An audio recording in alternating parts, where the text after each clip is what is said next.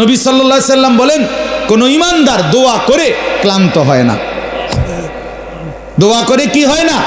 ক্লান্ত হয় না। আবার বলো, আবার বলো, আবার বলো, আবার বলো, বারবার বারবার বারবার। আল্লাহ আমারে মাফ করে দেন, আমারে মাফ করে দেন, আমারে মাফ। প্রয়োজনে লক্ষবার বলেন, যেন মালিকের আরশে ধাক্কা লাগে। আল্লাহ যেন মায়া করে বলে, দেখো আমার বান্দা কি পরিমাণ চোখের পানি ফেলতেছে, বারবার বলতেছে, যা বান্দা মাফি করে দিলাম। এই জন্য নামাজ পড়বেন, নামাজ পড়বেন যার যেতুর ভাল লাগে। কয় রাকাত? আমনে শল্লি কুলে যত রাকাত, প্রতি 2 রাকাত করে করে আপনি পড়তে থাকেন, আপনি পড়তে থাকেন। যতবার ভাল লাগে অতবার দোয়া করেন, যতবার ভালো লাগে অতবার তাসবিহ পড়েন। সুবহানাল্লাহ, আলহামদুলিল্লাহ, আল্লাহু আকবার, লা ইলাহা ইল্লাল্লাহ।